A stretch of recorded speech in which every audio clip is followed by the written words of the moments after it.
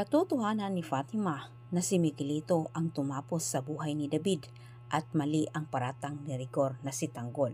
Samantala, sa pilitang kinumbinsi ni Roberto itong si Julio na makipag-anib pwersa sa kanya. Ngunit ang nalaman naman ni Julio na ang mga Montenegro ang gustong ipaligpit ni Roberto ay hindi nagdadalawang isip itong si Julio na tanggapin ang utos ni Roberto na itumba ang mga Montenegro. Sa kabilang banda, napang-abot itong si Rigor at Tanggol mismo sa libing ni David.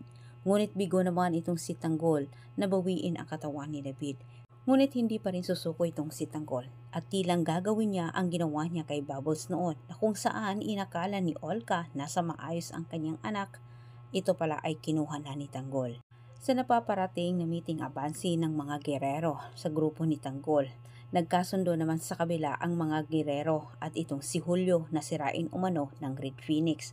Doon umano nila tapusin ang buhay ni Tanggol. Sa misyon ni Julio, tilang kasama pa itong si Santino dahil napupuno ng puot at galit ang puso ni Santino para kay Tanggol dahil sa maling akala at sa panunulsol ni Rigor. Samantala, hindi nasunod ang unang plano nila Fatima at Paing na sumipot umano sa libing ni David para sila mismo ang magsabi kay Rigor sa totoo.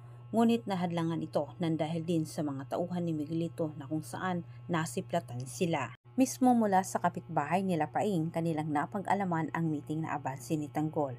Nagdesisyon itong si Fatima na dumalo umano sila at doon nila isiwalat ang totoo tungkol kay Miguelito. Samantala, itong si Rigor nagpasya din na dumalo umano sa meeting abansi ni Tanggol, hindi para kampihan umano ito, kundi para isiwalat ang kanyang mga nalalaman dito kay Tanggol tungkol ito sa pagkatao nito na ito ay masasamang tao at sa pagdido umano ni Tanggol sa kanyang anak.